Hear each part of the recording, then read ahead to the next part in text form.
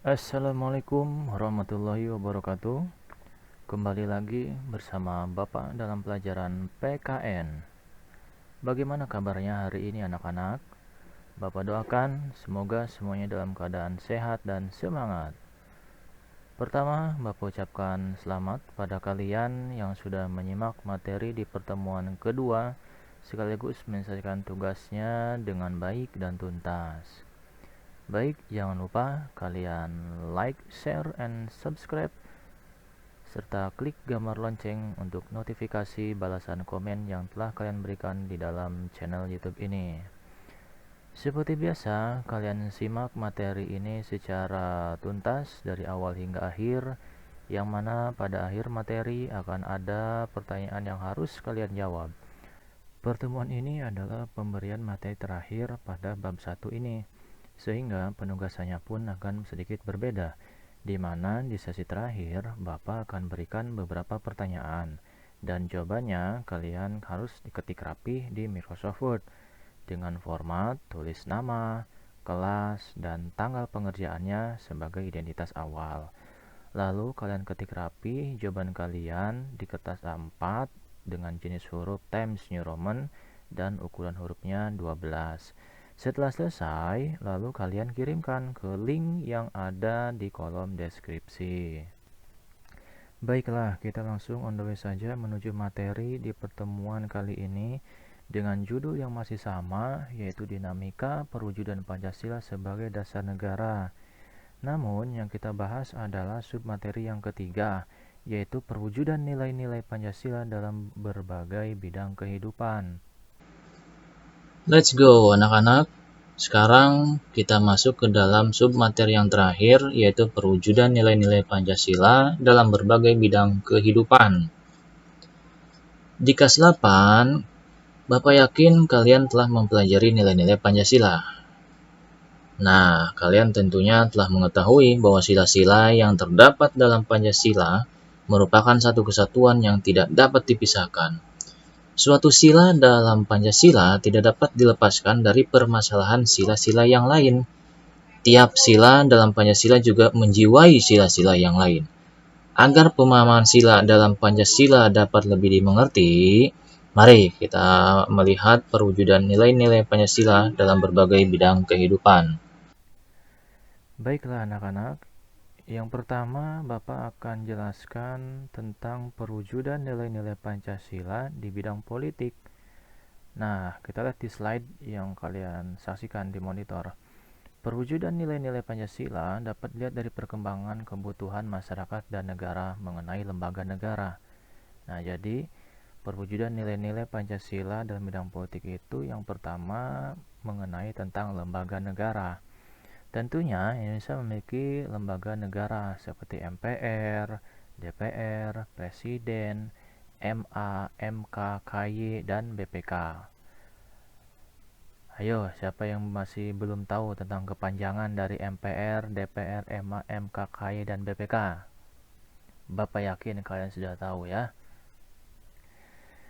Baiklah, yang perlu kalian ketahui bahwasanya Dewan Perwakilan Daerah atau DPD, Mahkamah Konstitusi atau MK, dan Komisi Yudisial atau KY merupakan lembaga-lembaga negara yang dibentuk setelah amandemen atau perubahan Undang-Undang Dasar Negara Republik Indonesia tahun 1945.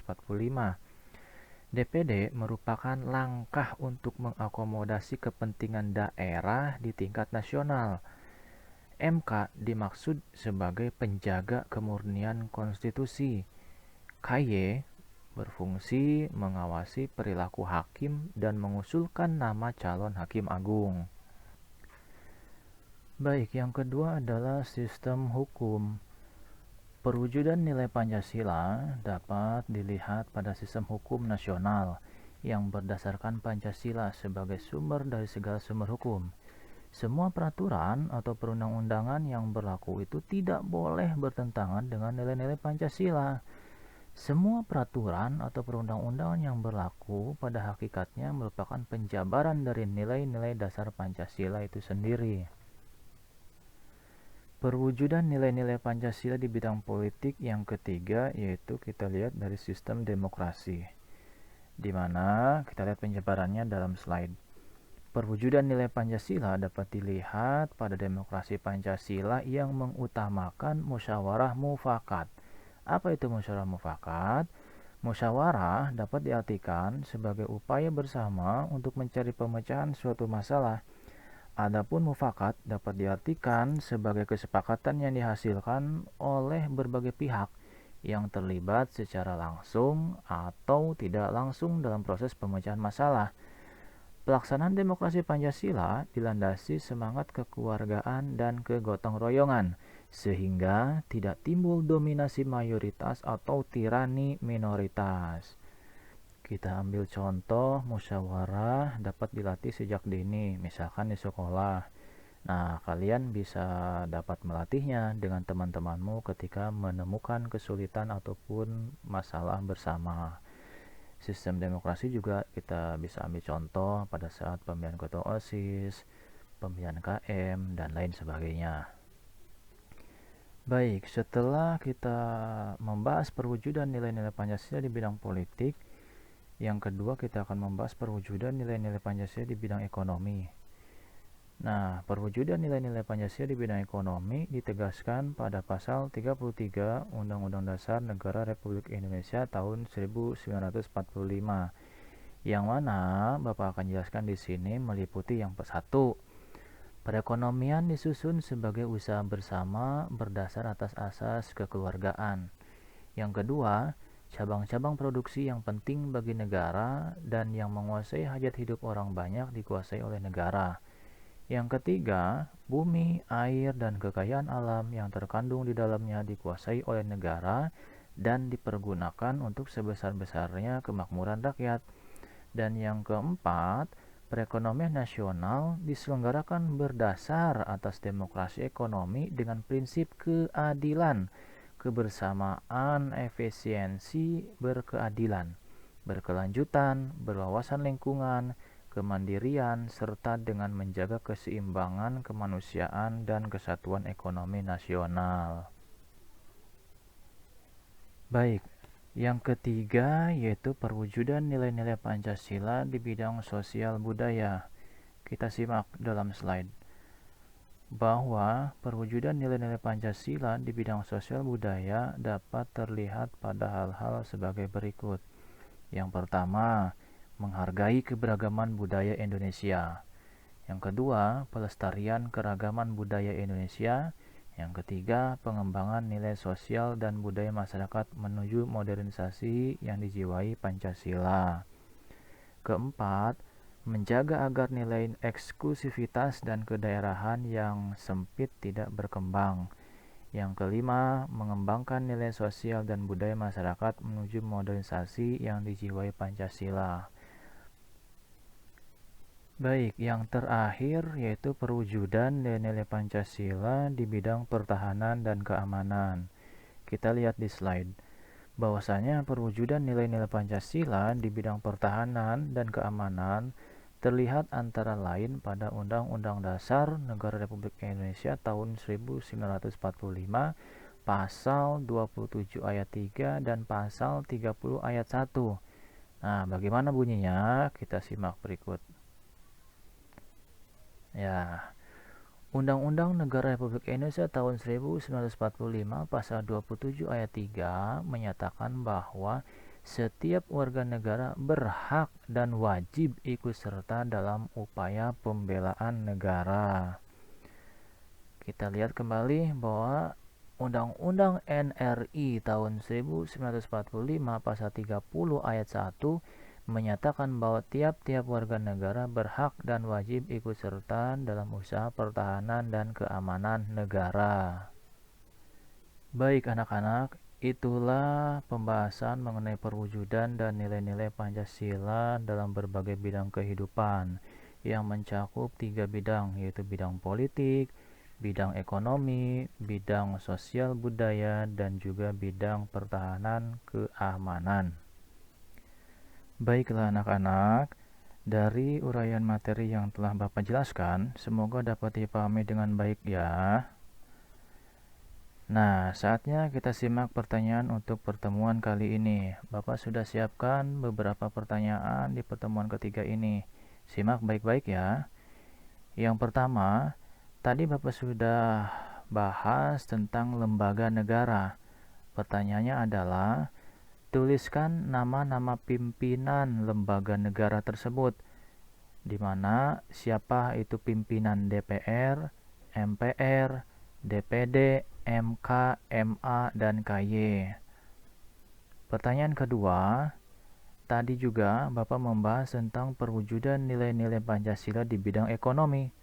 Nah, pertanyaannya adalah, tuliskan 3 saja perwujudan nilai-nilai Pancasila yang ditegaskan pada pasal 33 Undang-Undang Dasar Negara Republik Indonesia tahun 1945. Pertanyaan ketiga yaitu, di pertemuan yang kedua Bapak sudah menjelaskan tentang ideologi. Nah, coba kalian jelaskan pengertian ideologi dan fungsi ideologi berdasarkan video pembelajaran PKN di pertemuan kedua. Pertanyaan keempat, berdasarkan video pembelajaran PKN pertemuan pertama, Bapak sudah menjelaskan tentang proses lahirnya Pancasila yang diawali dengan sidang BPUPKI. Pertanyaannya adalah, sebutkan tokoh-tokoh yang berpidato.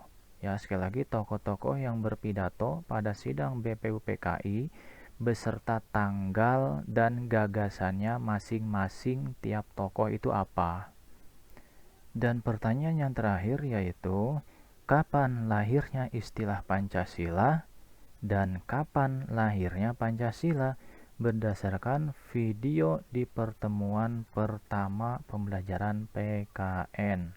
Silakan kalian jawab pertanyaan tersebut di Microsoft Word dengan format tulis nama, kelas, dan tanggal pengerjaannya sebagai identitas awal.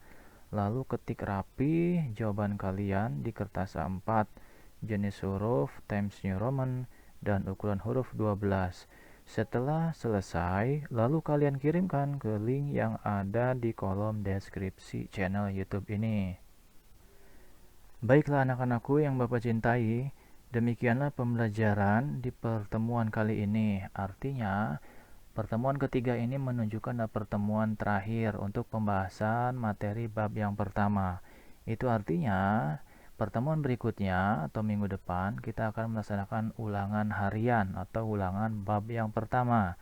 Silakan kalian simak kembali dari video pembelajaran PKN di pertemuan pertama, kedua, hingga ke pertemuan ketiga ini. Karena apa? Sebab semua pertanyaan-pertanyaan Bapak akan ambil dari ketiga video tersebut. Insya Allah, jika kalian menyimak dengan baik, kalian akan memperoleh nilai yang baik pula. Baik, Bapak kira pembelajaran di pertemuan terakhir ini Bapak cukupkan? Semoga kalian sehat selalu, selamat belajar dan mengerjakan tugas dengan baik dan benar. Dan sampai jumpa minggu depan untuk mengikuti ulangan harian. Wassalamualaikum warahmatullahi wabarakatuh.